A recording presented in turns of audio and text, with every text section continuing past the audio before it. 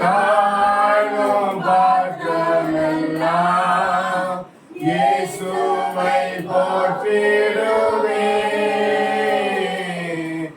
என்னையும் மௌலிக பாத்திரமாய்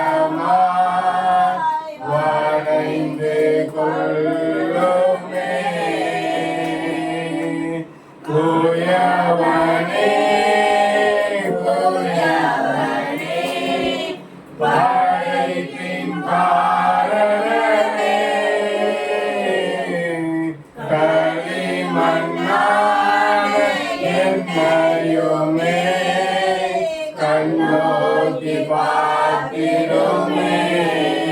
களிமண்ணான என்னையுமே கண்ணோக்கி பார்த்திடுமே. எங்கள் அன்பின் ஆண்டவரே, பேசுகிற கடவுளுக்கு முன்பதாக நாங்கள் வந்திருக்கிறோம்பா.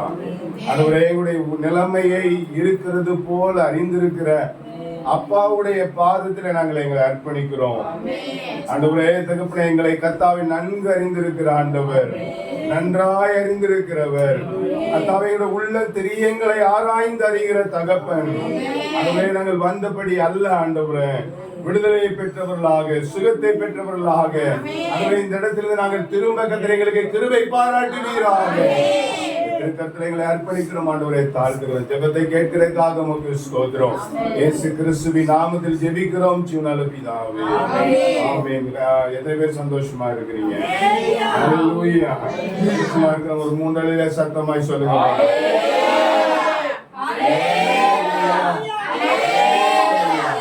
ஆண்டவர் வந்த நேரத்துல இருந்து என்கிட்ட சொல்றாரு, முதல்ல நான் என்னை அழைத்தவங்களுக்கு நன்றி சொல்றேன்.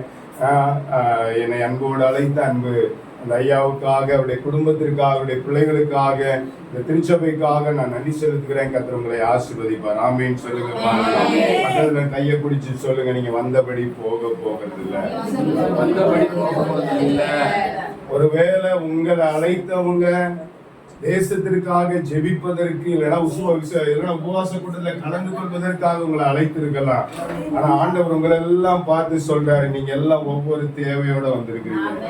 எனக்கு ஆண்டவர் என்ன செய்வார், என்னுடைய வாழ்க்கையில எப்படி என்ன நடக்க போகுது, எனக்கு இந்த காரியத்துல ஒரு குறைவு இருக்குது, இந்த காரியத்துல ஒரு காரியங்கள் இருக்குது, என்னுடைய வாழ்க்கையில ஒரு அற்புதம் நடந்துடாதா, ஒரு அதிசயம் நடந்துடாதா, எத்தனை நாள் இந்த காரியத்துல நான் கடந்து போக வேண்டும், கண்ணீரின் பாதையில, வேதனையின் சூழ்நிலையில மாறும் என்று சொல்லி ராப்பகலாக காத்திருந்து, ஆனால் என்னுடைய வாழ்க்கையில சூழ்நிலைகள் மாறவில்லை என்று சொல்லி கடந்து வந்திருக்கிற உங்களுடைய இருதயத்தை கர்த்தர் பார்க்கிறார்.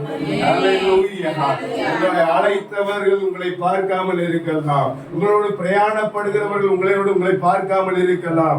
ஆண்டவர் என்னை வந்த நேரத்தில் சொல்லுகிற காரியம், இங்க இருக்கிற எல்லாரும் ஒரு சிறையிருப்பின் அனுபவத்தில் இருக்கிறாங்க. சில பேர் சரீரத்துல சிறையிருப்பின் அனுபவம், சில பேர் குடும்பத்துல சிறையிருப்பின் அனுபவம், சில பேர் வாழ்க்கையில சந்தோஷம் காண முடியாமல், சமாதானம் காண முடியாமல், எப்பொழுது என்னுடைய வாழ்க்கை ஆசீர்வாதமாய் மாறும் என்று சொல்லி அநேக நாட்களாக அங்கலாய்த்து வேதனை, ஒருவேளை வெளியிலே பார்க்கும் பொழுது சிரிக்கிறதை போல, நன்றாயிருக்கிறதை போல தோணினாலும், அநேக நேரத்தில் படுக்கையிலும் தனியறையிலும் அந்த காரியங்கள் எல்லாம் நினைக்கும் பொழுது இருதயத்தில் வெம்பல் கொண்டு வெந்து உருகி வேதனை அனுபவிக்கிற அநேக இருதயத்தை பார்க்கிறேன் என்று சொல்லி ஆண்டவர் சொல்கிறார். ஆமென் சொல்லுங்க பார்க்கலாம். உங்களுடைய இருதயத்தெல்லாம் கர்த்தர் இன்றைக்கு மாற்ற போகிறார். உங்களுடைய துக்கங்கள் எல்லாம் கர்த்தர் ஆசீர்வாதமாய் மாற்ற போகிறார். எந்த தேவையோடு, எந்த விருப்பத்தோடு, எந்த எதிர்பார்ப்போடு தேவனை நோக்கி நீங்கள் கடந்து வந்தீர்களோ, நீங்கள் திரும்பும் போது அந்த ஆசீர்வாதத்தோடு திரும்ப போகிறீங்க. ஹல்லேலூயா. 12 வருஷம் உள்ள ஒரு பெரும்பாலான ஸ்திரீ தன்னுடைய சரீரத்தின் உதிர போக்கினால அநேக வேதனைப்பட்டு, சரீரத்தில் பலவீனப்பட்டு, தன்னுடைய சரீரத்தில் அநேக இரத்தங்கள், அநேக சரீரத்தில் இருக்கிற பலமெல்லாம் அவளை விட்டு போன பொழுதும் அவருடைய ஆசி, சொத்து, பலவீனங்கள் எல்லாருடைய வாழ்க்கையாய் மாறின பொழுதும் அவள் கடைசியாக ஒருத்தரை தெரிந்து கொண்டார். அற்புதம் செய்கிற ஒரு ஆண்டவர் இருக்கிறார், அவரை நம்பி போவேன் என்று சொன்னார். அவரை தொடுவதற்கு நான் ஆயத்தமாயிருப்பேன் என்று சொன்னால் என்னுடைய வாழ்க்கை நிச்சயமாய் மாறும் என்ற அந்த விசுவாசத்தோடு அந்த தேவனை நோக்கி பார்த்து, அந்த அதிசயங்கள் அற்புதங்கள் செய்கிற அந்த தகப்பனை நோக்கி பார்த்து, எனக்கு எது இருந்தாலும் பரவாயில்லை, எது இல்லைனாலும் பரவாயில்லை, அவரை தொட்டால் போதும், அவரை ஒரு முகம் பார்த்தால் போதும், அவரை நான் சந்தித்தால் போதும், அவரை நிழல்பட்டால் போதும், அவருடைய வாழ்க்கையில் அற்புதம் செய்வார் என்று சொல்லி ரிகதியாதல் பரவல சந்தராரியர் பரவல கடகரகலசியாதனா. கடந்து வந்த ஒரு ஸ்திரீயுடைய வாழ்க்கையில, ஒரு சகோதரியுடைய வாழ்க்கையில நன்மை செய்த ஆண்டவர் உங்களுடைய வாழ்க்கையில நன்மை செய்வார். ஆமென், ஆமென்.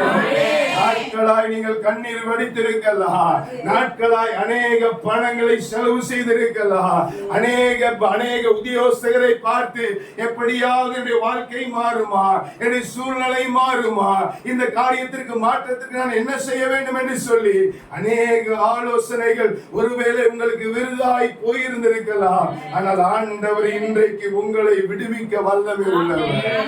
அல்லேலூயா, அல்லேலூயா. உங்கள் இருதயங்களை பார்க்கிறவர் உங்கள் பக்கத்தில் இருக்கிறார். நம்புறீங்களா? நம்புறீங்களா? அல்லேலூயா. உங்கள் முகத்தை பிரகாசிக்க பண்ண போகிறார். உங்கள் துக்க முகங்கள் மாறி போக போகிறது. உங்கள் சங்கடங்கள் எல்லாம் தீர போகிறது. உங்கள் கண்ணீர் எல்லாம் மாற போகிறது. அல்லேலூயா. மாறாவின் கசப்பை மதுரமாய் மாற்றினவர் உங்களோடு இருக்கிறார். ஆமென் சொல்லுங்க. வேகமாக நீங்க பாரதத்தை திருப்பிக் கொள்ளுங்கள். யோபு எழுதின சரித்திர புஸ்தகம் 42ஆம் அதிகாரம் அதன் 10வது வசனத்தை வாசிக்க கேட்போம். யோபு தன் சிநேகிதனுக்காக வேண்டுதல் செய்த பொழுது கர்த்தர் அவன் சிறையிருப்பை மாற்றினார்.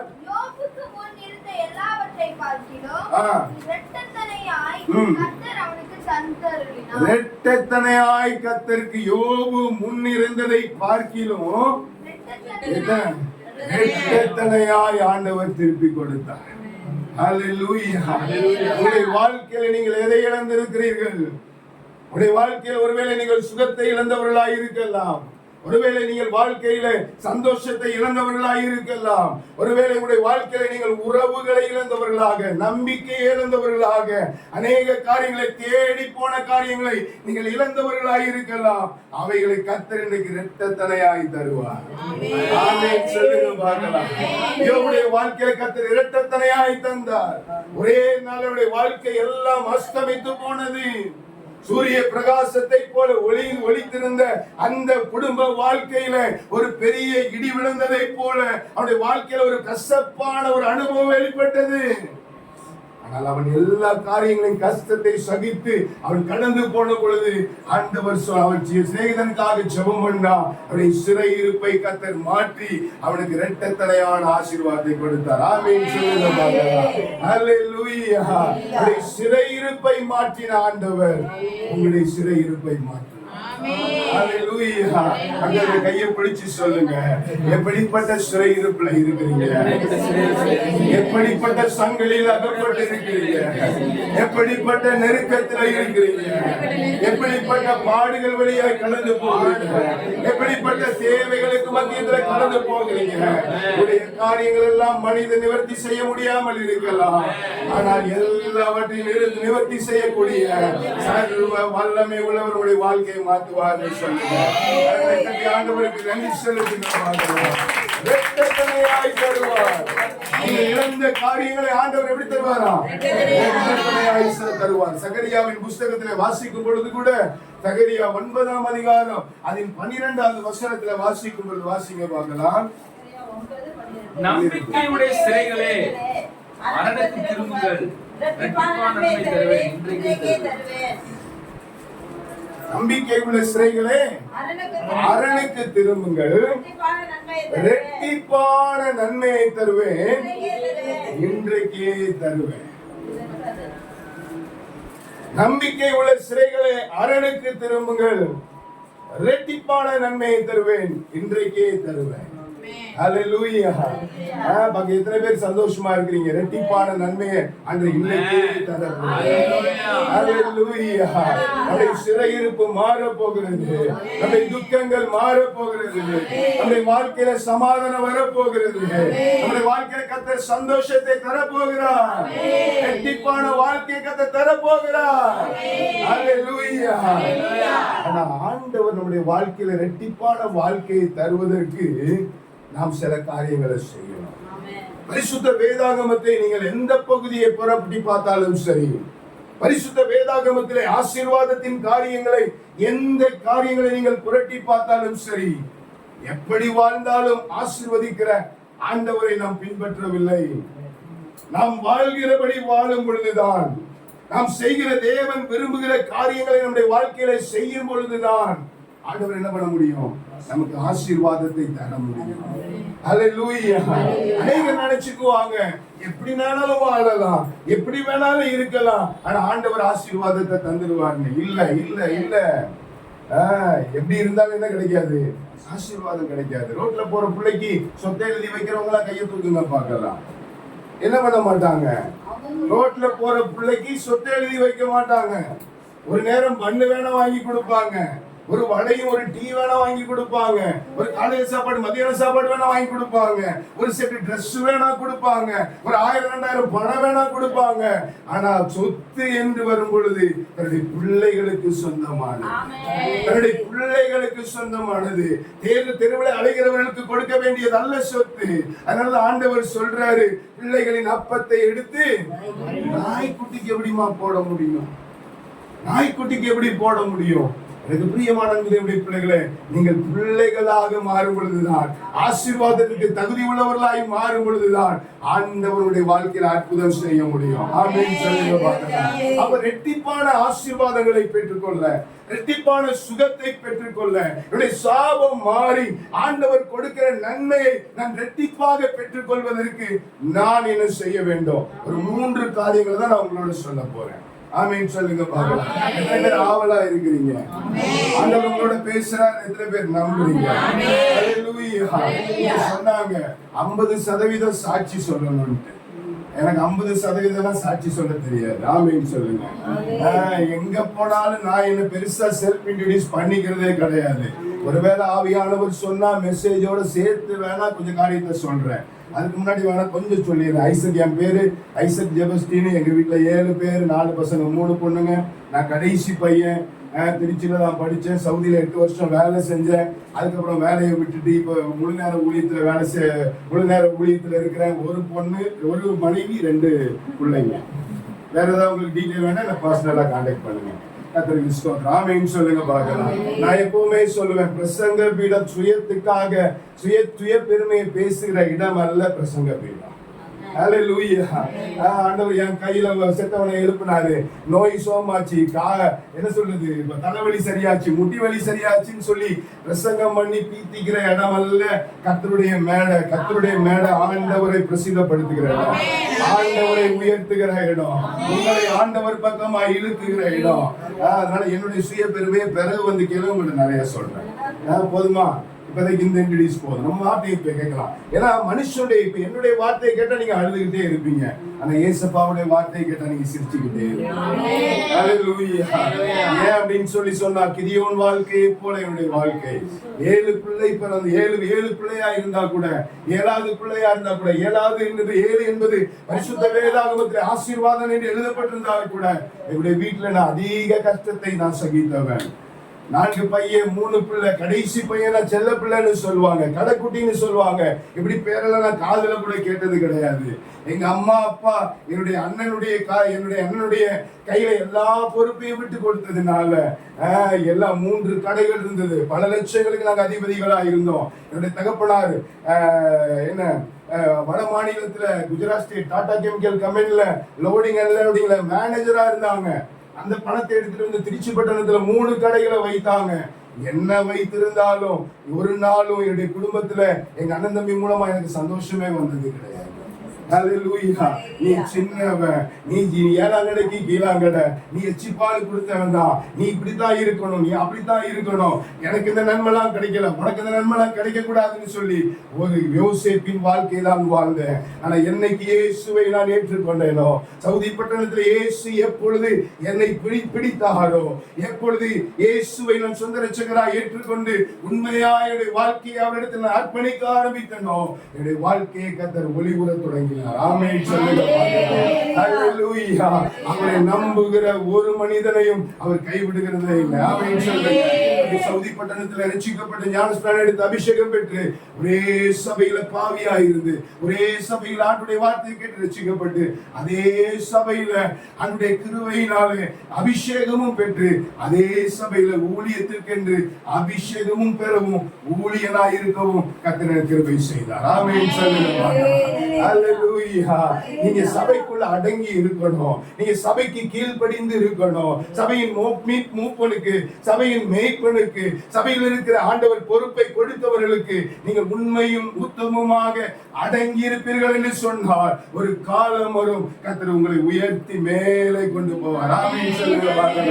பாவியா இருக்கும் போது அங்க இருந்த சில கஷ்டங்களை சகிச்சேன். நான் இருந்தது மலையாள சபை தான். மலையாளிக்கும் தமிழ்நாட்டுக்காரனுக்குமே ரொம்ப பிடிக்காது. ஆனால் ஸ்பிரிச்சுவல்ங்கிறதுனால கொஞ்சம் கொஞ்சம் பிடிக்கும். அநேக நெருக்கம் இருக்கும், அநேக பாடு இருக்கும், நம்மளை நிந்திக்கிற வார்த்தைகள் இருக்கும், நம்மளை தரைக்குறைவாய் நடத்துகிற சூழ்நிலைகள் இருந்தது. எதுவானாலும் பரவாயில்லை, ஆண்டவர் இந்த பெட்டகத்திற்கு போட்டது உண்மையானால் என்ன கஷ்டம் வந்தாலும் சகித்து பொறுமையோடு நான் இருப்பேன் என்று சொல்லி நான் இருந்த பொழுது ஒரு நாள் ஒரு தீர்க்கதரிசியை கொண்டு ஆண்டவர் சொன்னார், ஒரு 100 மலையாளிஸ் இருக்க, நான் மாத்திரம் தமிழ்நாட்டுக்காரனா ஒரு ஓரமாய் நான் இருந்து ஆண்டவரை ஆராதித்துக் கொண்டிருக்கும் பொழுது அந்த மேடையிலிருந்து தீர்க்கதரிசி சொன்னார், இங்க அவன் பேர் என்னன்னு கேட்டாரு. ஐசக்னு சொன்னேன். அப்போ அவர் கேட்டாரு, நீ தமிழ் தானா அப்படின்னு கேட்டாரு. எனக்கு பிரியமான என்னுடைய பிள்ளைகளை, எத்தனை கூட்டங்கள் இருந்தாலும் கர்த்தருக்காக நீங்க தியாகம் சகிக்க ஆயத்தமானால், கர்த்தருக்காக நீங்க கஷ்டம் சகிப்பதற்கு ஆயத்தமானால் கர்த்தர் அநேக ஜனங்களுக்கு முன்பதாய் கர்த்தர் உங்களை உயர்த்துவார். ஆமென் சொல்லுங்க. அப்படி ரட்சிக்கப்பட்ட அபிஷேகம் பெற்று ஊழிய அழைப்பை பெற்று அங்கே வேலை செய்த ஆண்டுடைய பிரதான கிருபையினாலே ஊழிய அழைப்பின் அந்த நேரம் வரும் பொழுது கர்த்தர் முழு நேர ஊழியத்திற்காக ஆண்டவர் என்னை திருச்சி பட்டணத்துக்கு கொண்டு வந்தார். அன்றைய ஊழியத்தை செய்கிறோம். ஆமென் சொல்லுங்க பார்க்கலாம். யார் உங்களை உயர்த்தலனாலும் ஏசப்பாவுக்கு நீங்க உண்மையா இருந்து பாருங்க, ஏசப்பாவுக்கு நீங்க உத்தமமா இருந்து பாருங்க, கர்த்தர் உங்களை உயர்த்துவார். ஆமென் சொல்லுங்க. ஹalleluya. இனி மீதி உள்ள காரியம், ஒருவேளை மெசேஜோட ஆவியானவர் என்னை லீட் பண்ணார்னா நான் உங்களுக்கு சொல்றேன். இதுக்கு வேற எக்ஸ்ட்ரா ஏதாவது காரியம் வேணும்னா என்ன நீங்க முடிஞ்சதுக்கு அப்புறம் வந்து பார்த்து என்னை பத்தி கேட்டுக்கோங்க. ஆமென் சொல்லுங்க. ஹalleluya. ரெட்டிப்பான நன்மையை தருவேன், இன்றைக்கே தருவேன், இன்றைக்கே தருவேன் என்று சொல்கிற ஆண்டவர் மனுஷன் அல்ல. அநேக நேரத்தில் வாக்கு தத்தங்களை நமக்கு விசுவாசிக்கிறது கொஞ்சம் பயமா இருக்குது. அநேக நேரத்தில் அவருடைய வார்த்தையை ஏற்றுக்கொள்வதற்கு அது கொஞ்சம் கலக்கமா இருக்குது, நம்பிக்கை குறைவா இருக்குது. ஆனா வேதவசனம் சொல்லுது, அவருடைய வாக்கு தத்தங்கள் எல்லாம் ஆம் என்றும் ஆமென் என்றும் இருக்கிறது. வானம் மாறினாலும் பூமி மாறினாலும் அப்படி வார்த்தை என்ன பண்ணாதுங்க, மாறாது. மனுஷனுடைய வார்த்தைகள் மாறலாம், மனிதனுடைய வார்த்தைகள் சூழ்நிலையை தகுந்தவாறு, நம்முடைய வாழ்க்கை தகுந்தவாறு, நேரம் தகுந்தவாறு வார்த்தைகளை மனிதர்கள் மாற்றுகிறவர்களாய் இருக்கலாம்.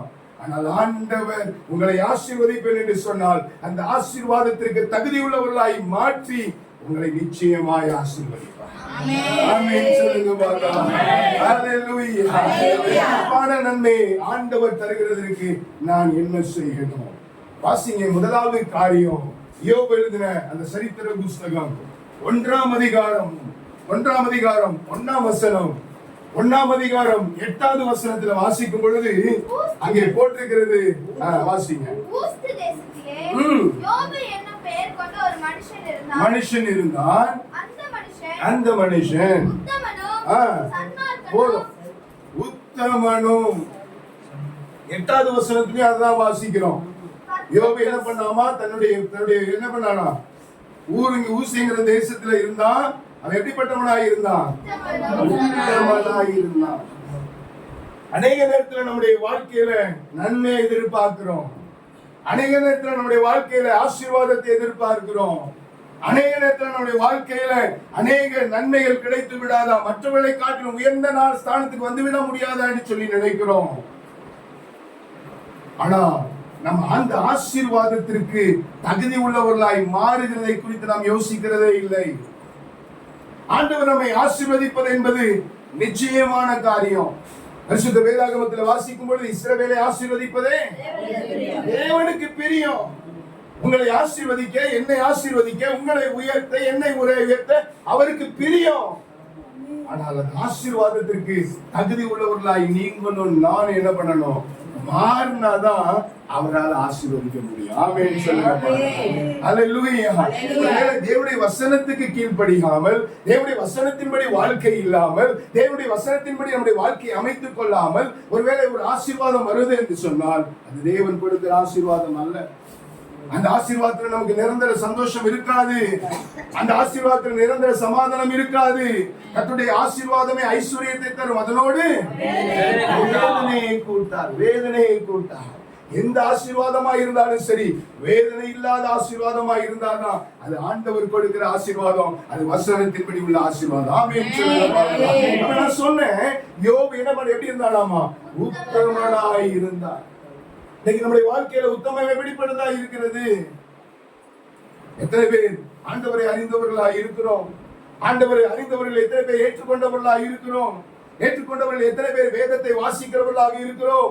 வாசிக்கிறவர்கள் எத்தனை பேர் அந்த அநேக நேரத்தில் ஜெபிக்கிறவர்களாக இருக்கிறோம்? தனிப்பட்ட ஜீவிதத்தில் எத்தனை பேருக்கு அந்த ஜெப ஜீவிதங்கள் இருக்கிறது? நம்முடைய நாவு எத்தனை நாட்கள் உத்தமமாய் இருக்கிறது, உத்தமமாய் பேசுகிறது, உத்தமமாய் செயல்படுகிறவர்களாக இருக்கிறோம்? வாழ்க்கையில உத்தமத்தை எதிர்பார்க்கிற ஆண்டவர், நீங்களும் நானும் விசுவாசிக்கிற ஆண்டவர் ஏதோ போய் பேசுகிறவர் அல்ல, அநியாயத்தை நடப்பிக்கிறவர் அல்ல, தன்னுடைய மனம் போன போக்கிலே இச்சையின் வாழ்க்கை வாழுகிறவர் அல்ல. அவர் உத்தமர் என்று சொல்லி பரிசுத்த வேதாகமத்தில் இயேசுவை குறித்து அங்க எழுதப்பட்டிருக்கிறதை பார்க்கிறோம். உத்தம தேவனுடைய பிள்ளைகளாக இருக்கிற நீங்களும் நானும் உத்தமத்தை நாடி ஜீவிக்க வேண்டும். உத்தமத்திற்காக நாம் அனுதினமும் பிரயாசப்படுகிறவர்களாக இருக்க வேண்டும். யோபு அத்தனை பிரச்சனை வரும் பொழுதும், அத்தனை பாடு வரும் பொழுதும், அத்தனை பலவீனங்கள் வரும் பொழுதும் அவன் தன்னுடைய உத்தமத்தில் நின்றான் என்று சொல்லி அவருடைய மனைவி அவனை குறித்து சாட்சி கொடுக்கிறார்கள். உத்தமத்தில் நிற்பீரோ? என்ன பண்ணணும்? தேவனை தூசித்து ஜீவனை விடு. அவருடைய உத்தமத்தை பாருங்கள். இன்றைக்கு நம்முடைய வாழ்க்கையில என்ன உத்தமத்தை நாம் கடைபிடிக்கிறவர்களாக இருக்கிறோம்? நம்முடைய வாழ்க்கையில, நம்முடைய பேச்சில, நம்முடைய நடத்தையில, நம்முடைய செயல்பாடுல மனிதர்கள் பார்க்கும் பொழுது எத்தனை பேர் சொல்ல முடியும் இந்த மனிதன் நல்ல ஒரு உத்தமன் என்று சொல்லி? இயேசு கிறிஸ்து சாட்சி கொடுக்கிறார். யோபு எப்படிப்பட்டவனாமா? உத்தமன். ஆபிரகாமுக்கு கூட ஆண்டவர் சொல்லும் பொழுது ஆதியாகமத்தின் புத்தகம் 17ஆம் அதிகாரம் 1வது வசனத்தில் வாசிக்கும் பொழுது ஆண்டவர் சொல்றார், எனக்கு முன்பதாய் நடந்து கொண்டு உத்தமனாய் இரு. ஏனென்று சொன்னால் பிற்பாடு ஆண்டவர் ஆசீர்வாதங்களை வைத்திருக்கிறார். அடுத்தடுத்த வசனங்களை நீங்க வாசிக்கும் பொழுது என்ன சொல்றாரு அவனுக்கு? வாசிங்க பார்க்கலாம். அந்த வசனத்தை வாசிங்க. 1 வாசிங்க, அப்புறம் 2 வாசிங்க. 17:1. ஆபிரகாம் 99 வயதான போது ஆபிரகாமுக்கு தரிசனமாகி நான் சர்வ வல்லமை உள்ள தேவன், நீ எனக்கு முன்பதாக நடந்து கொண்டு உத்தமனாயிருப்ப. எல்லாம் பைபிள் எல்லாம் தொடங்க பார்க்கலாம். பைபிள் எல்லாம் தொடர்ந்து எல்லாரும் சேர்ந்து படிக்கலாமா? வாசிங்க.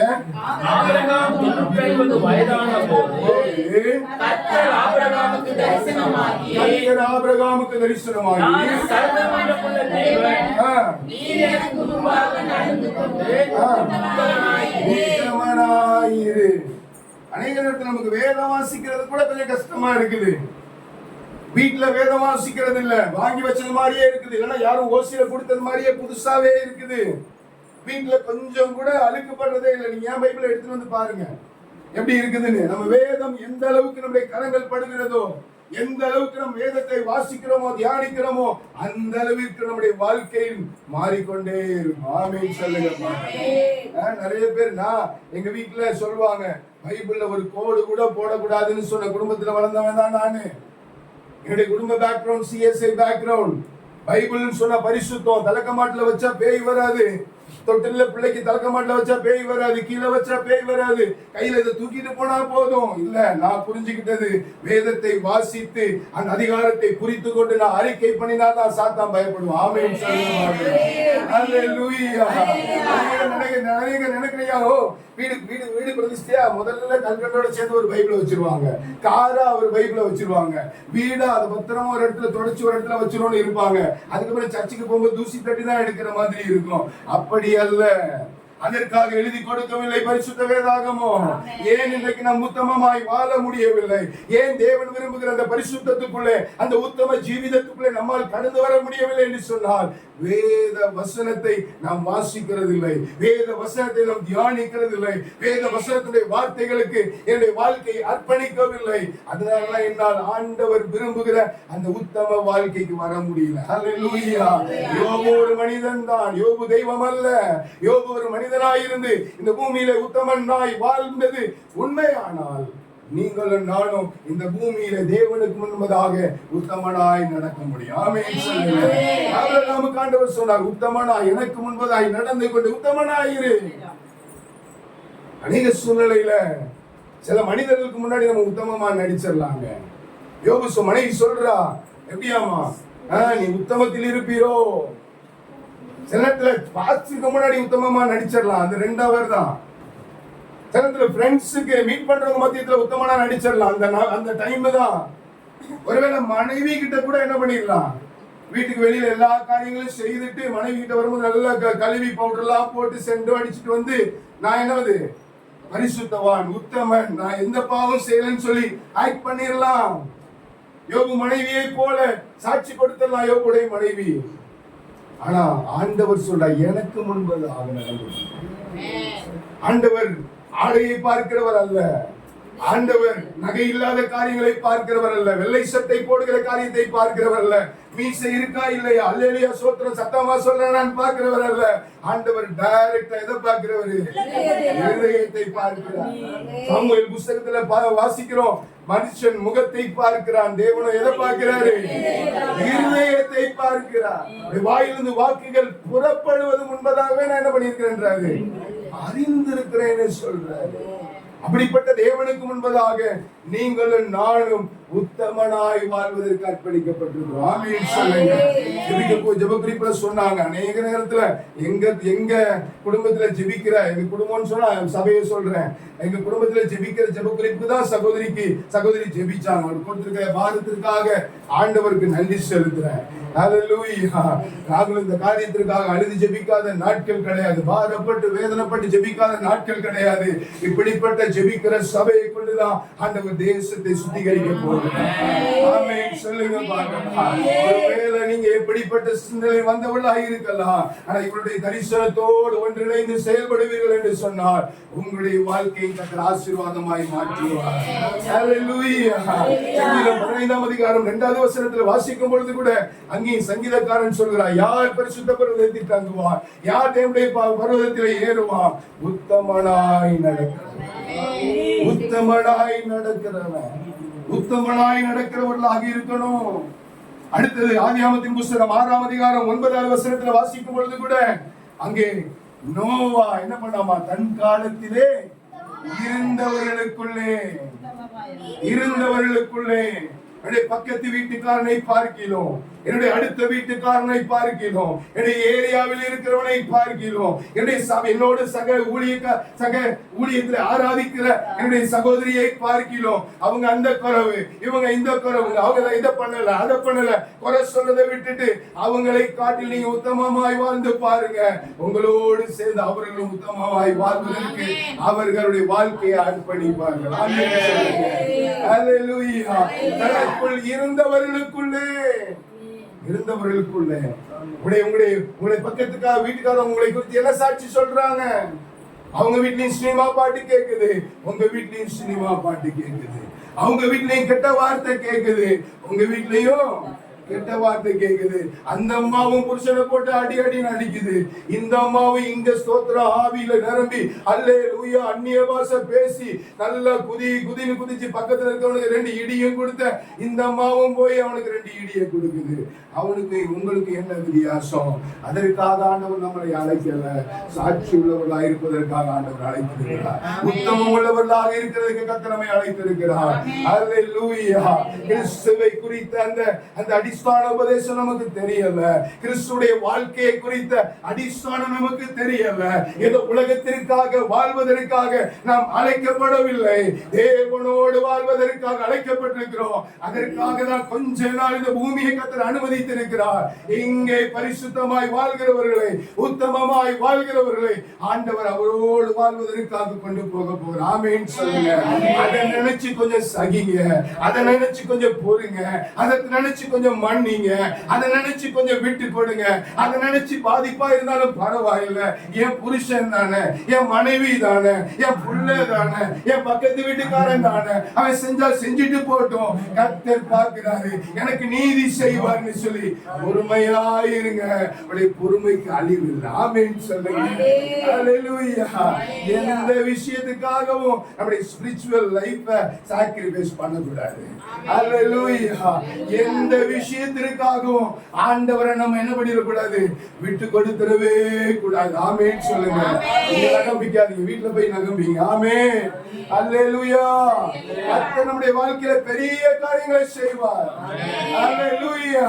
நம்மை ஆசீர்வதிப்பதற்காக தான் ஆண்டவர் அழைத்து வந்திருக்கிறார். நம்மை உயர்த்துவதற்காக தான் கர்த்தர் அழைத்து வந்திருக்கிறார். நம்முடைய வாழ்க்கையின் நிலைமையை மாற்றுவதற்காக தான் கர்த்தர் அழைத்து வந்திருக்கிறார். அதனால தான் நம்மளை உருவாக்குறாங்க. ஹalleluya. ஒரு கல்யாண வீட்டுக்கு முன்னாடி, கல்யாண வீட்டுக்கு போறதுக்கு முன்னாடி, சர்ச்சுக்கு போறதுக்கு முன்னாடி, ஷாப்பிங்க்கு போறதுக்கு முன்னாடி கண்ணாடி முன்னாடி இருந்து நல்ல மினுக்கிறோம் இல்லையா? இதே மாதிரிதான் அந்த பரிசுத்த மணவாளனாகிய கிறிஸ்துவுக்கு முன்பதாக நீங்களும் நானும் நிற்பதற்காக, மினுக்குவதற்காக தான் எங்க வச்சிருக்காரு ஆண்டவர்? இந்த கூட்டத்துல வச்சிருக்கிறார். ஆமென் சொல்லுங்க. இங்க வந்தவங்களை ஆண்டவர் ஆசீர்வதிப்பாரு. நீங்க நல்லா இருப்பீங்க. அது மட்டும் அல்ல, நம் வாழ்க்கையில் சரி பண்ண வேண்டிய காரியங்களை நிச்சயமாக சரி பண்ணணும். ஆமென் சொல்லுங்க. ஹalleluya. நான் என் வீட்ல இருந்து மெசேஜ் எடுத்துட்டு வரல. அநேக உங்களுக்காக ஜெபிச்சேன், வழியில எல்லாம் ஜெபிச்சேன். ஆண்டவரே பேச போறீங்க, எனக்கும் புரியல. ஆண்டு பகுதி முடிஞ்சு, ஆராதனை பகுதி முடிஞ்சு, ஜெப பகுதி ஓடிக்கிட்டு இருக்கு. என்னதான்ப்பா பேச போறீங்க? ஒன்னும் சொல்ல மாட்டீங்க. நான் உங்க மூஞ்செல்லாம் பார்க்கும்போது எனக்கு நிறைய விஷயம் ஆண்டு பேசுறாரு. எதை ஆண்டவரே பேச, எதை ஆண்டவரே சொல்ல, என்ன இப்படி கொண்டு நிர்கதியா மாத்திட்டீரேன்னு சொல்லி அவர் காலை பிடிச்சு நின்னப்ப அவர் சொன்னாரு, மகனை இதை பேசு, இத பேசுன்னு சொன்னதெல்லாம் அவங்கள்ட்ட பேசிட்டு இருக்கேன். அவர் பேசுன்னு சொன்னது உண்மையானால் இந்த வார்த்தை உங்களுடைய வாழ்க்கையில பெரிய மாற்றத்தை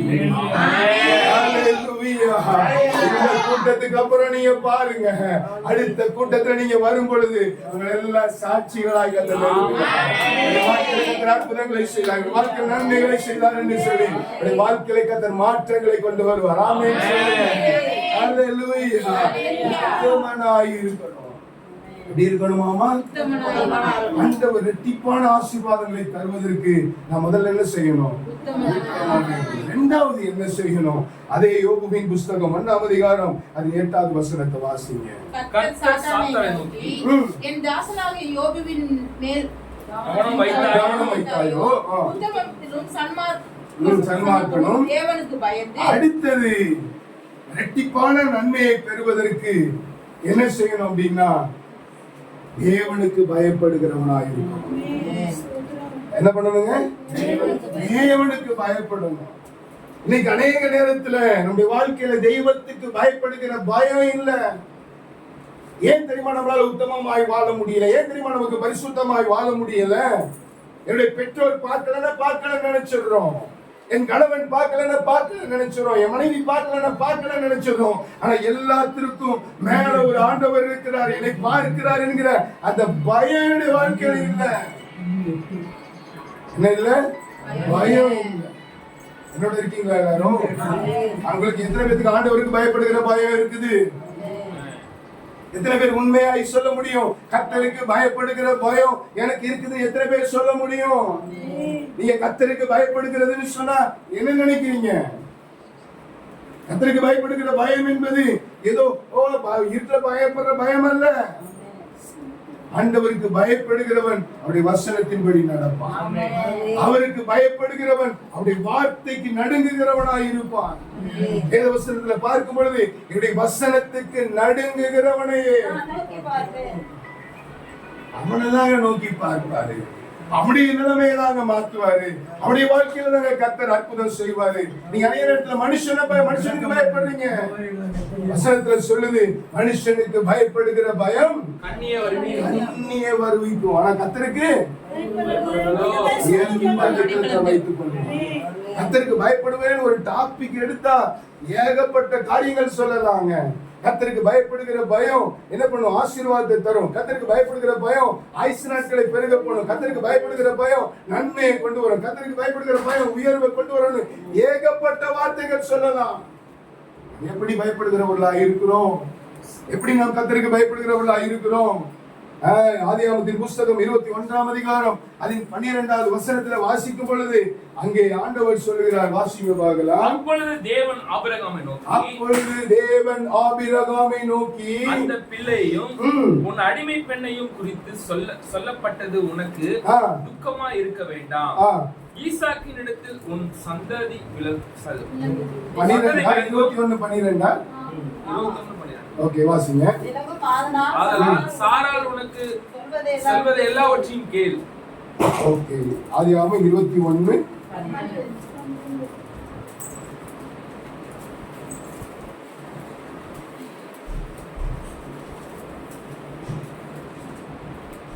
22:12 வாசிங்க. அப்பொழுது அவர் பிள்ளையாண்டன் மேல் கை போடாதே. அது வாசிங்க. அப்பொழுது அவர் பிள்ளையாண்டன் மேல் கையை போடாதே. அவனுக்கு ஒன்றும் செய்யாதே. நீ அவனை உன் புத்திரன் என்றோ உன் ஏக சுதன் என்றோ பாராமல் எனக்காக ஒப்பு கொடுத்தபடியால் நீ தேவனுக்கு பயப்படுகிறவன் என்று இப்பொழுது அறிந்திருக்கிறேன். பிரியமான அன்புடைய பிள்ளைகளே, நீ உன் பிள்ளை என்றும் பாராமல் ஏக சுதன் என்றும் பாராமல் எனக்கென்று நீ அர்ப்பணித்தபடியால். யோசிச்சு பாருங்க, 75 வயதுல ஆண்டவர் என்ன பண்றாரு? அவனுக்கு வாக்குத்தத்தத்தை கொடுக்கிறார். 25 வருட காலங்கள் தன்னுடைய வாழ்க்கைக்காக, தன்னுடைய கற்பத்திற்காக, தன்னுடைய குமாரனுக்காக, தன்னுடைய சந்ததிக்காக காத்திருந்த தம்பதியினர் அவர் ஒரு பிள்ளையை பெற்றெடுத்த பொழுது அந்த பிள்ளையை யாருக்கு கொடுக்கணும்னு சொல்றாரு ஆண்டவர்? எனக்கு செலுத்து. அதன் பாருங்க, மனைவியை விட்டு, வேலைக்காரனை விட்டு, குமாரனையும் தன்னையும் அதுக்கு வேண்டிய காரியங்கள் எல்லாம் எடுத்துக்கொண்டு கழுதையில ஏறி போகிறத பாக்குறீங்க. அப்பவும் ஆண்டவர் சொல்லல பயப்படுறான்ட்டு. கொண்டு போய் கட்டையெல்லாம் அடுக்கி பலிபீடம் எல்லாம் சரி பண்ணி அப்பவும் ஆண்டவர் என்ன பண்ணல? சொல்லல. பலி கொடுக்க சொன்ன ஈசாக்கை அங்கே படுக்க வைத்து என்ன பண்றாரு? வெட்ட போகும் பொழுதுதான் என்ன சொல்றாரு? பிள்ளை ஆண்டான் மேல் நினைச்சிருக்க. நீ கர்த்தருக்கு பயப்படுகிறவன், நீ அறிந்து நீங்க கர்த்தருக்கு பயப்படுகிறவர்கள் என்று சொல்லி என்ன செய்து கொண்டிருக்கிறீங்க? ஆண்டவருக்காக நீங்க என்னத்தை அர்ப்பணிக்கிறீங்க? உங்களுக்கு ஒரு ஆண்டவருக்காக 24 மணி நேரத்துல 1 மணி நேரம் ஆண்டவருக்காக கொடுக்க முடியுதா? அரை மணி நேரம் ஜெபம், அரை மணி நேரம் வேதம் வாசிக்க முடியுதா? ஆண்டவருக்காக நீங்க ஒரு நாடகத்தை தள்ளி வைக்க முடியுதா? ஆண்டவருக்காக ஆராதனைக்கு போக முடியுதா? இல்லைன்னா ஆராதனை நாட்கள்ல காது குத்துக்கு கல்யாணத்துக்கு போய்கிட்டு இருக்கிறோமா? எப்படிப்பட்டவங்களா இருக்கிறோம்? சொல்லுவாங்க, என்னமா வரல பாஸ்டர், நான் என் தங்கச்சிக்கு சீதனம் கொடுக்க போனேன் பாஸ்டர். என்னமா ஞாயிற்றுக்கிழமை கல்யாணத்துக்கு வரல? அது என் தங்கச்சிக்கு கல்யாணம் பார்த்துக்கோங்க. அப்புறம் தங்கச்சி என்ன பண்ணுவா? சீதனம் கேட்பா. அப்புறம் கல்யாணம் தங்கச்சி என்ன பண்ணுவா? பிள்ளை பெப்பா. அப்புறம் தங்கச்சி பிள்ளை வயசுக்கு வரும். அப்புறம் தங்கச்சி பிள்ளைக்கு கல்யாணம் ஆகும். அதுக்கப்புறம் அதுக்காடி தங்கச்சியும் தங்கச்சி வீட்டுக்காரரும் சாகுவாங்க ஒருத்தரா. அதுக்கப்புறம் நீ இங்கேயே இருக்க வேண்டியதான். நீ பரலோகம் போகணும்னா, நீ ஆண்டவரை பார்க்கணும்னா, நீ ஆண்டவர் வாழ்க்கை வாழணும்னா, நீ கர்த்தருக்கு பயப்படுகிறவன் ஆண்டவர் சொல்லணும்னா, உன்னுடைய வாழ்க்கையை கர்த்தருக்கு அர்ப்பணிக்கணும். உன்னுடைய வாழ்க்கையில் இருக்கிற என்ன சந்தோஷமானாலும் சரி, சமாதானமானாலும் சரி, அது இயேசுவுக்கு என்கிற அந்த எண்ணத்துல வாழ்கிறவங்களா இருக்கணும். 25 வருடங்கள் காத்திருந்து பெத்த பிள்ளைய ஆண்டவர் கேட்கிறார். அவர் சொல்றாரு, ஓகே நான் செய்கிறேன். எத்தனை பேர் நீங்க செய்ய முடியும்? உங்களுக்கு இருக்க எல்லாத்தையும் கொடுத்தர முடியுமா? பழைய புதிய பாட்டின் புஸ்தகத்துல சொல்றாரு, ஆண்டவரே நான் நித்திய ஜீவன் அடைவதற்கு என்ன செய்யணும் என்று சொல்றாரு. எல்லாவற்றையும் விட்டு என்ன பண்ணணும்? தரித்திரனை கொடு. அவன் என்ன பண்ணானாமா? ரொம்ப மனம் கசந்து போயிட்டு, என்னடா இவர் வேற எதையா சொல்லுவாருன்னு பார்த்தா நம்ம தொழில ஆப்பு வச்சிருவாரு போல, நம்ம வாழ்ற வாழ்க்கை அவருக்கு ஒத்துக்கல போல இருக்குன்னு. நிறைய பேர் இருக்கிறோம், கிறிஸ்தவ வாழ்க்கைனா அப்படியே சொகுசாவே இருக்கணும் போல இருக்கு அப்படின்ட்டு. கிறிஸ்தவ வாழ்க்கையில எதையும் அர்ப்பணிக்க கூடாதுன்னு சொல்லி ஆண்டவருக்காக அர்ப்பணிப்பதற்கு தகுதி உள்ளவர்களாக இருக்கணும். ஆமென் சொல்லுங்க. ஏகபுத்திரனை கொடுத்தாரு. யோசிச்சு பாருங்க, இன்னைக்கு போல அல்ல. இன்னைக்கு பாருங்க, அம்மா மாதிரி பிள்ளைய பிடிச்சி என்ன பண்றாங்க, கிரைண்டர்ல போட்டுறாங்க, வாஷிங் மிஷின்ல போட்டுறாங்க, வெட்டிட்டு கள்ள உறவுல இருக்கிறாங்க. ஆனா அந்த காலங்கள் அப்படி கிடையாது. பிள்ளை அப்படின்னா சொத்துன்னு வாழ்ந்த காலங்கள். பிள்ளைன்னு சொன்னா அவ்வளவு ஜீவனாய் வளர்த்த காலங்கள். அந்த காலங்கள்ல கொடுன்னு சொன்னோடனே தன்னை உண்டாக்கின தேவனுக்கு எவ்வளவாய் பயந்திருந்தார் பாருங்க. ஆமென் சொல்லுங்க பார்க்கலாம். அல்லேலூயா. சங்கீதக்காரன் சங்கீதம் 34ஆம் சங்கீதம் 9வது வசனத்தில் எழுதும் பொழுது எழுதுகிறார், கர்த்தருடைய பரிசுத்தவான்களே கர்த்தருக்கு பயந்திருங்கள். கர்த்தருக்கு பயந்தவருக்கு குறைவில்லை. சிங்கக்குட்டிகள் தாழ்ச்சி எழுந்து பட்டினியா இருக்கும், கர்த்தரை தேடுகிறவர்களுக்கோ. கர்த்தருடைய பரிசுத்தவான்கள் என்ன பண்ணணும்? கர்த்தருக்கு பயந்து இருக்கணும். கர்த்தருக்கு பயந்து இருக்கணும். நீங்க கர்த்தருக்கு பயப்பட்டீங்கன்னா வேற யாருக்கும் பயப்பட மாட்டீங்க. அல்லேலூயா. அல்லேலூயா. கையை பிடிச்சு சொல்லுங்க, நீ கர்த்தருக்கு பயந்து இருந்தா புருஷன் நடி குடிச்சிட்டு வருவானா குடிச்சிட்டு வர மாட்டானா நீ பயப்பட மாட்ட. என்னம்மா சொல்ல மாட்டேங்கிறீங்க? அப்ப எல்லாரும் பயந்துதான் இருக்கீங்க. இந்நேரம் கரெக்டா டாஸ் மார்க்கெட்டு போயிருப்பாரு, இந்நேரம் வாங்கி இருப்பாரு, இந்நேரம் மூடியை திறந்திருப்பாரு, இந்நேரம் தலையில கவுத்திருப்பாரு. இப்ப வருவார் பாரு 80 கிலோமீட்டர் ஸ்பீட்ல அப்படின்னு நீங்க எல்லாம் பயந்துருக்கீங்க. கர்த்தருக்கு ஒரு மனுஷன் பயந்தான்னா வேற எவனுக்கும் பயப்பட மாட்டான். எந்த சூழ்நிலையிலும் பயப்பட மாட்டான். என்ன வந்தாலும் பயப்பட மாட்டான். ஏன்னா கர்த்தருக்கு பயப்படுகிறவருடைய வாழ்க்கையில கர்த்தர் நன்மையை செய்வார். அல்லேலூயா. கர்த்தருடைய பரிசுத்தவான்களை கர்த்தருக்கு பயந்தவர்கள், கர்த்தருக்கு பயந்தவருக்கு குறைவில்லை என்று சொன்னார். அது உண்மையாவே குறை இருக்காது. அல்லேலூயா. நீங்க குறை இருக்காதுன்னு 500 கோடியை பத்தி நான் சொல்லல. 500 கோடி இருந்தாதான் குறைவில்லாத அனுபவம் இல்ல. ஆண்டவர் அனுதினமும் உங்களுக்கு சமாதானத்தை தந்திருக்கிறாரா, அதுவே நிறைவான ஆசீர்வாதம். சந்தோஷத்தை தந்திருக்கிறாரா, அதுவே நிறைவான ஆசீர்வாதம். உங்களுக்கு நல்ல மனைவி பிள்ளைகளை தந்திருக்கிறார், அதுவே ஆசீர்வாதம். இருக்கிறதுல நீங்க திருப்தியா இருந்து பாருங்க, இருக்கிறத சந்தோஷப்பட்டு பாருங்க, அதுதாங்க பெரிய சமாதானம். போதும் என்கிற மனது வேணும். சொல்றோம், அநேக வசனம் வாசிக்க நான் சொல்லல. நீங்க எல்லாம் பைபிளை பெறட்டுறத பார்த்தாலே தெரியுது, நீங்க வசனத்துல ரொம்ப தேர்ந்தவங்க. அப்படியே தேடுறீங்க எங்க இருக்குது ஆதி ஆகமோன்ட்டு. சில பேர் நடு பக்கத்தை திறந்து வச்சுட்டு தூங்கிட்டு இருக்கீங்க. எங்கிட்ட எடுத்தாலும் பரவாயில்லன்ட்டு. அப்படி அல்ல, வேதத்தை திறந்து வாசிக்கணும். ஆமென் சொல்லுங்க. நான் எங்க பிரசங்கத்துக்கு போனாலும் நிறைய ரெஃபரன்ஸ் எடுத்துட்டு போவேன். காரணம் என்ன தெரியுமா? இங்கனாச்சும் உங்களை பைபிள் வாசிக்க வைக்கலாம்ட்டு. ஏன்னா வீட்டுக்கு போனாதான் பயங்கர டென்ஷன். பையன் எப்போ வருவான், அவன் வீட்டுக்காரர் எப்போ வருவாரு, இதுக்கு என்ன பண்றது, அதுக்கு என்ன பண்றது, ரீடிங் எடுக்கிறவர் எப்போ வருவாரு, மாவு விற்கிற அக்கா எப்போ வரும், இதெல்லாம் உங்களுக்கு பயங்கர டென்ஷன். ஆனா சர்ச்சுக்கு வந்தா என்ன இல்லை, டென்ஷனே இல்லை. அதனாலதான் உங்களை இங்கனாச்சும் என்ன பண்ண சொல்லலாம், பைபிளை படிக்க சொல்லலாம். பைபிளை பெறட்டாம வாழ்க்கை மாறாதுங்க. பைபிள் பெறட்டாம நம்முடைய வாழ்க்கை பரிசுத்தமாய் மாறாது. பைபிள் பெறட்டாம நம்முடைய வாழ்க்கை ஆண்டவருக்கு பிரியமாய் வாழாது. பைபிளை பெறட்டாம ஆண்டவர் விரும்புகிற ஆசீர்வாதத்தை நம்மளால பெற்றுக்கொள்ளவே முடியும். யோசிக்கணும், இதை பண்றதா, நகையாவரம் பண்ணலாமா, கல் வாங்கி விற்கலாமா, இல்ல அதை வாங்கி கொடுக்கலாமா, இல்ல இங்கிட்ட அங்கிட்ட மாத்தி விட்டு எதையாவது கம்சல் அடிச்சு பிழைக்கலாமா, இதே பொழப்பு தான் வரும். பைபிளை பெறட்டு, இருக்கிற இடத்துல இருந்து பைபிளை பெறட்டு, பைபிளுடைய வாழ்க்கைக்கு ஒண்ணு அர்ப்பணி, உன்னுடைய வாழ்க்கையை மாத்திக்கோ. நீ எங்கேயும் போக வேண்டாம், இருக்கிற இடத்துல இருந்து உனக்கு அந்த ஆசீர்வதிச்சிருக்கிறாரு.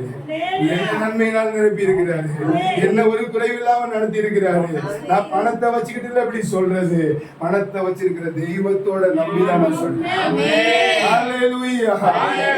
நினைச்சிடக்கூடாது 8 வருஷம் வெளிநாட்டுல இருந்திருக்கேன்றாரு, நல்லா கொடி கொடியா கொண்டு சேர்த்து பேங்க்ல போட்டுட்டு இப்படி பேசுறாரு போல இருக்குன்னு வேதம் சொல்லுது. விசுவாசத்தினாலே ஹல்லேலூயா. விசுவாசம் இல்லாமல் இருப்பது தேவனுக்கு பிரியமாய் நடப்பது கூடாத காரியம். நீங்களுக்கு விசுவாசமே இல்லைங்க. நாளைக்கு தேவையை குறிச்சு கவலைப்பட்டு இருப்பான், நாளைக்கு தேவையை குறிச்சு பயந்துட்டு கவலைப்பட்டு இருப்பான். இன்னைக்கு உனக்கு கொடுத்தாரதுக்கு முதல்ல நன்றி சொல்லு. நேரத்துல நான் சொல்வேன், அநேகருக்கு தயிர் சாதம் கையில இருக்கும்போது பிரியாணி குறிச்ச ஆசை. கையில 1 லட்சம் ரூபாய் கொடுத்திருக்காரு, ஆனா இதான் 500 கோடிக்கு இயங்கிட்டு இருக்குது. இந்த 1 லட்சம் ரூபாய் அதுக்கு என்னவா இருக்காது, சந்தோஷமா இருக்காது, பெருசா தெரியாது. எனக்கு கொண்டு வந்து கொடுக்க சொல்லுங்க. 1 கோடி ரூபாய் நான் கூட 2 மணி நேரம் ஆண்டு பார்த்துல படுத்துருவேன். 1 கோடி ரூபாய், 1 லட்சம் ரூபாய் அருமை யாருக்கு தான் தெரியும்? எனக்கு தான் தெரியும். அது கையில கிடைச்சிட்டு 1 லட்சம் ரூபாய் வச்சுக்கிட்டு எதுக்கு கணக்கு போட்டு இருக்குது? அட லூசு. தயிர் சாதம் கத்தர் கொடுத்தாருன்னா தயிர் சாதத்துக்கு நன்றி சொல்லிட்டு தயிர் சாதத்தை தின்னு தொலை. அதுக்கப்புறம் ஆண்டவருக்கு விருப்பம் உனக்கு பிரியாணியும் கிடைக்கும். ஹல்லேலூயா. ஆமா, அநேக சூழ்நிலையில பாருங்களேன், நமக்கு இருக்கிற அந்த குறைவின் அனுபவத்தையே நினைச்சு மத்த ஒரு அடுத்தவன் எய்த்த வீட்டுக்காரன் அப்படி இருக்கான், அந்த கார்ல போறான், இந்த ட்ரெஸ் போடுறான், இப்படி போட்டிருக்கான், அதை வாங்கிட்டு இருக்கான், இதை வாங்கிட்டு இருக்கான், அவனையா நீ பாக்குற? அவனை விட உன்னை கத்தர் உயர்த்துவான். அவன் வீடே உனக்கா கூட இருக்கலாம். நீ கத்தரை தேடுற விதமா தேடு. ஹல்லேலூயா. மத்தேயு 6ஆம் அதிகாரம் 33ஆம் வசனத்துல வாசிக்கிறோம், தேவனுடைய ராஜ்யத்தின் நீதியை முதலாவது தேடு, என்ன கிடைக்கும்? ஹல்லேலூயா. நீ மளிகை கடைக்கு போனா, கத்திரிக்காய் கடைக்கு போனா கத்திரிக்காய் வாங்காது, முதல்ல கருவேப்பிலை கொடுங்க அண்ணாச்சி கேட்கும். அப்படியே கேட்கிறாரு. கருவேப்பிலை அது ஆசீர்வாதங்கிறது ஒரு கிறிஸ்தவ தேவனுடைய பிள்ளையுடைய வாழ்க்கையில கருவேப்பிலை கொத்தமல்லி மாதிரி. எங்க யாராவது கருவேப்பிலை கொத்தமல்லி காசு கொடுத்து வாங்கணும் இருக்கீங்களா? இருக்க மாட்டீங்க. எப்படி திருவரம்பூர்ல எல்லாம் வாங்கிட்டு அக்கா கொஞ்சம் கருவேப்பிலை கொத்தமல்லி கொடுங்கன்னு அந்த அக்கா என்ன பண்ணுவோம்? ஃப்ரீயாவே கொடுக்கும். நீங்க வாங்கின காய்க்கும் பருப்புக்கும் ஜீனிக்கும் ஒண்ணுக்கும் என்ன கொடுக்கும்? ஃப்ரீயா கொடுக்கும். நீங்க முதல்ல போய் கருவேப்பிலை கொத்தமல்லி கேட்டா என்ன கேட்கும்? 10 ரூபா கொடு, குறைஞ்சது 10 ரூபா கொடு, 5 ரூபாய்க்கு தரவா, 10 ரூபாய்க்கு தரவான்னு வேலை பேசிக்கிட்டு இருக்கோம். செய்ய வேண்டியதை செய்யமா, ஆசீர்வாதத்தை கத்தத்தாரா. ஹல்லேலூயா. காசு இருந்தாதான் தூக்குவீங்களா? காசு இருந்தாதான் தூக்கம் வருமா? அது என்ன தூக்கம்? அது என்ன காசு? என்ன தூக்க மாத்திரையா? நீதிமானுக்கு ஆண்டு சுகமான நித்திரையா? பணத்துல எல்லாம் தூக்கம், அது பண தூக்கம். பணம் பேச்சுன்னா அப்புறம் என்ன வராது?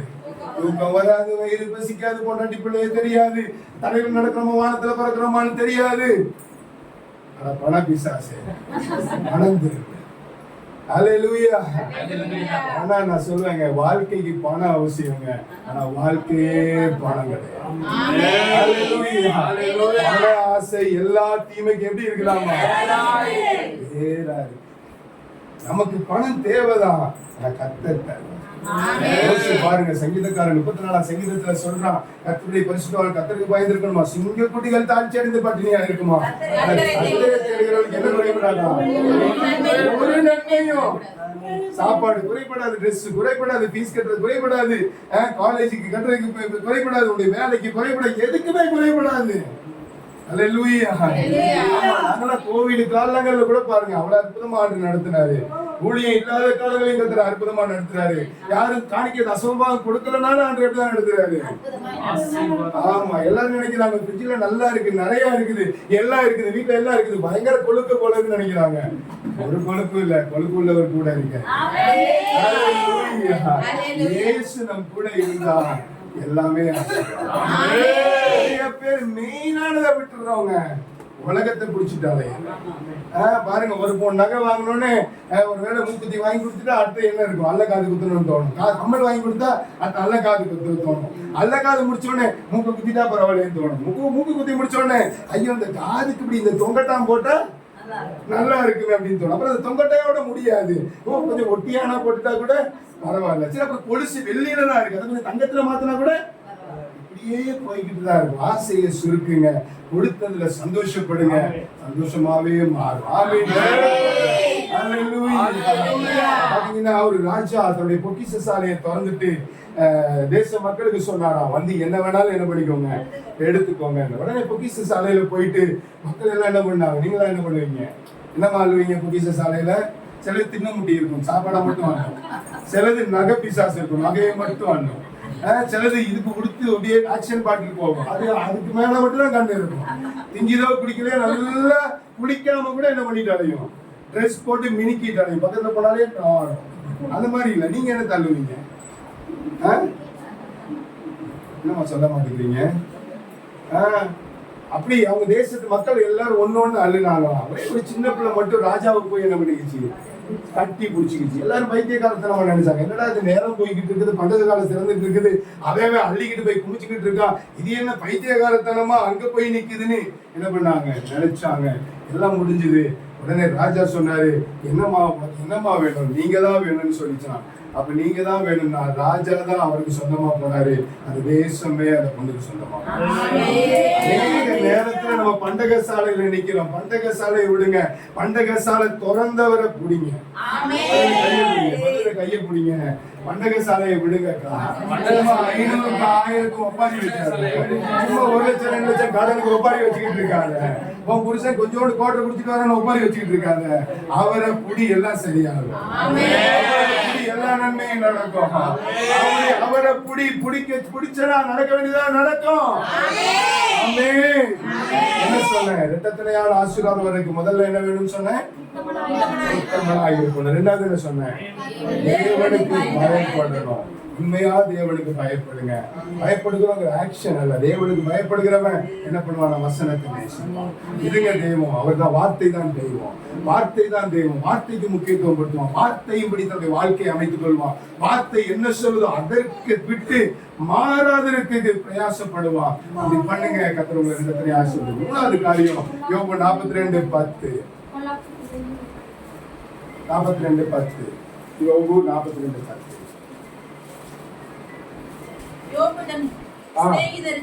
யோபு தன் சிநேகிதனுக்காக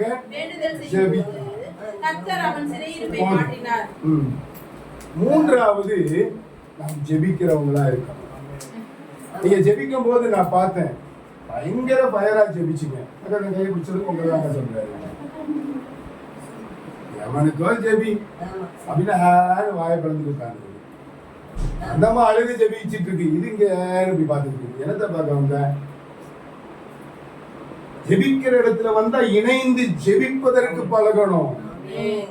எந்த ஆவியானவர் அவர்களை நிரப்பி அந்த காரியத்தை சொல்லி நம்மோடு ஜெபிக்க விரும்புகிறாரோ, நம்மளோடு இணைந்து ஜெபிக்க விரும்புகிறாரோ, அந்த காரியத்துக்காக இணைந்து ஜெபிக்கணும். உனக்கு ஜெபிக்க வார்த்தை தெரியல, கண்ண மூடி ஸ்தோத்திரனாச்சும் பண்ணு.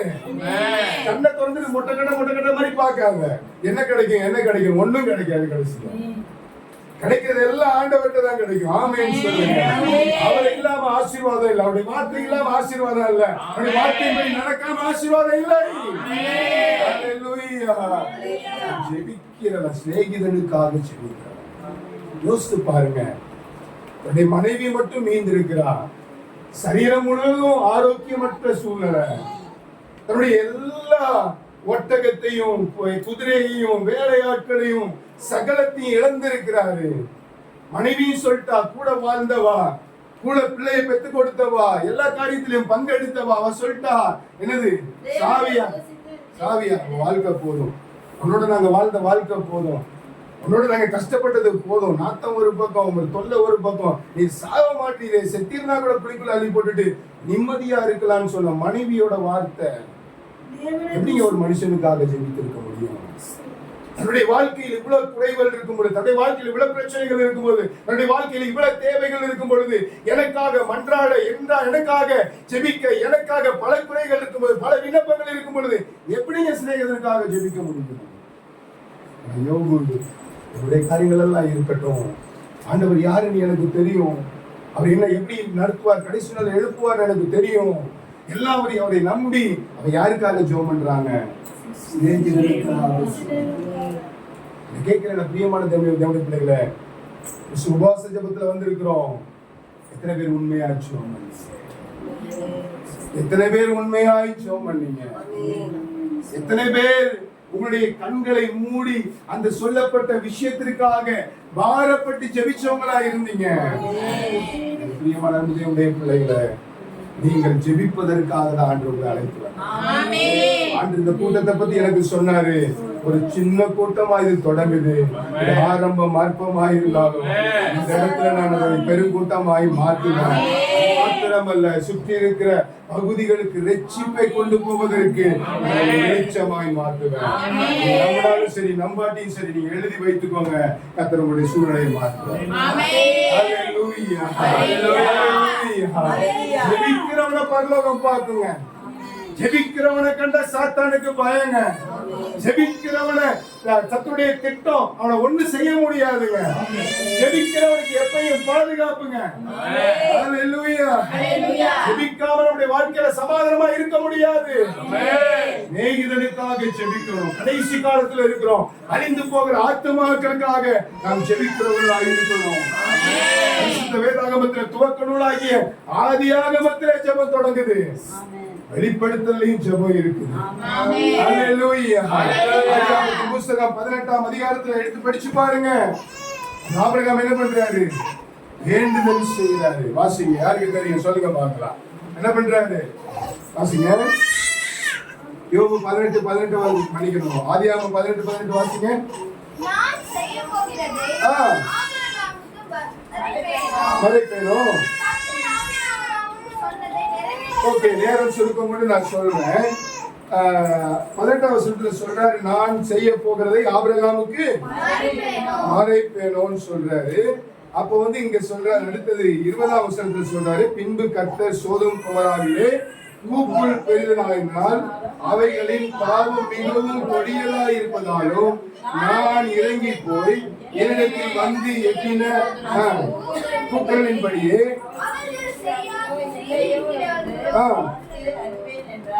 22-23 வாசிங்க. சமீபமாய் சேர்ந்து ஆண்டுடைய சமூகத்திலே வந்து சோதோம் கொமோராவுடைய பாவங்கள் பெருகினபடினாலே, இச்சைகள் பெருகினபடினாலே, தேவனுக்கு பிரியமில்லாத காரியங்கள் பெருகினபடினாலே, அது தேவனுடைய பாதைக்கு, தேவனுடைய பார்வைக்கு, தேவனுடைய விருப்பத்திற்கு, தேவனுடைய வேதத்திற்கு புறம்பாய் இருந்தபடினாலே அன்று என்ன பண்ணாரு? சோதோம் கொமோராவை அழிப்பதற்கான திட்டம் கொண்டாரு. அப்ப என்ன பண்றாரு? அந்த காரியங்களை என்ன பண்றாரு? ஆபிரகாமுக்கு அறிவிக்கிறார். ஆபிரகாம் என்ன பண்றாரு? ஆண்டவரை ஜெபம் பண்றாரு. என்ன பண்றாரு? 50 பேர் இருந்து அழிப்பீரா, 40 பேர் இருந்து அழிப்பீராப்பா, 30 பேர், 30 நீதிமான் இருந்து அழிப்பீரா, 20, 10ன்னு சொல்லி அப்படியே சமூகத்துல மன்றாடுகிற சூழ்நிலையை பார்க்கிறோம். இன்னைக்கு சோதோம் கொமோராவுடைய பாவங்கள் இன்றைக்கு நம்முடைய உலகத்துல பெருகி கொண்டிருக்கிறது. அரசாங்கமும் அதற்கு சட்ட திட்டங்களை லகுவாய் மாற்றிக் கொண்டிருக்கிறது. இன்றைக்கு வாலிபர்களும் வாலிப தம்பிமாரும் வாலிப தங்கச்சிமாரும் சீரழிந்து கொண்டிருக்கிறார்கள். சபை என்னை கொண்டிருக்கிறது. சபை தன்னுடைய விருப்பத்தையே கேட்டுட்டு இருக்குது. என் பையன் போய் குடிச்சு குடிக்கிறான், என் பிள்ளைக்கு அது கிடைக்கல, எனக்கு சாப்பாடு கிடைக்கல, எனக்காக எனக்காக எனக்காக எனக்காக எனக்காகவே ஜெபித்தா அவங்களுக்காக யார் ஜெபிப்பார்கள்? தேசம் அழியாதபடிக்கு திறப்பில் நிற்பதற்கு ஒரு மனிதனை தேடினேன், ஒருவனையும் காணேன். ஏன் நீங்க ஜெபிக்க கூடாது? ஏன் நாம் ஜெபிக்க கூடாது? ஆண்டவரே, நான் இருக்கிற ஆண்டவரே, இந்த ஜனங்களுக்காக உத்தரவாதம் என்பதற்காக, இந்த ஜனங்களுக்காக பரிந்து பேசுவதற்காக நான் இருக்கிறேன் என்று சொல்லி நீங்க ஆண்டவர் சமூகத்தில் காத்திருக்கிறவர்களாக இருக்கணும். ஆமென் சொல்லுங்க. ஹல்லேலூயா. எஸ்தரின் புத்தகம் 5ஆம் அதிகாரம் அதில் 10வது வசனத்துல பார்க்கும்போது அங்க எஸ்தர் ராஜாத்தியோட வைராக்கியத்தை பார்க்கிறேன். நான் செத்தாலும் பரவாயில்ல, நான் செத்தாலும் பரவாயில்ல, என் ஜனத்திற்கு எப்படியாவது மீட்பு, என் ஜனத்துக்கு எப்படியாவது நீதி செய்யணும், என்னை இட்டு என்னுடைய ஜனத்திற்கு ராஜாவுடைய கண்களுக்கு தயவு கிடைக்கப்படணும்னு சொல்லி தன்னுடைய உயிரை, தன்னுடைய ஜீவனை பணயம் வைத்து ராஜாவுடைய சமூகத்தில் நின்ற ஒரு ஸ்திரீ. பிரியமானவர்களே, 16வது வசனத்துல சொல்லுது, என்னது? நான் செத்தாலும் சாகுறேன். 10வது வசனத்துல பார்க்கும் பொழுது ஆண்டுடைய அந்த ராஜாவுடைய சமூகத்துல போய் நிற்கிறார். தன்னுடைய தேசத்திற்காக, தன்னுடைய ஜனத்திற்காக, தன்னுடைய இனத்திற்காக, அங்கே நடக்கப்பட்டிருக்கிற காரியங்களுக்காக பரிந்து பேசுவதற்காக அங்கே போய் நிற்கிற ஒரு சூழ்நிலையை பார்க்கிறோம். பிரியமான தேவனுடைய பிள்ளைகளே, ஆண்டவர் நமக்கு இரட்டிப்பான நன்மைகளை தர விரும்புகிறார். ஆனா நாம் செய்ய வேண்டியது செய்யணும். என்ன செய்யணும்? முதல்ல உத்தமனாய் இருக்கணும். இரண்டாவது தேவனுக்கு பயப்பட தேவனுக்கு பயப்படணும். மூணாவது ஜெபிக்கிறவர்களாய் செபிக்கிறவங்களாய். எத்தனை பேர் இந்த வார்த்தை கேட்பாங்க?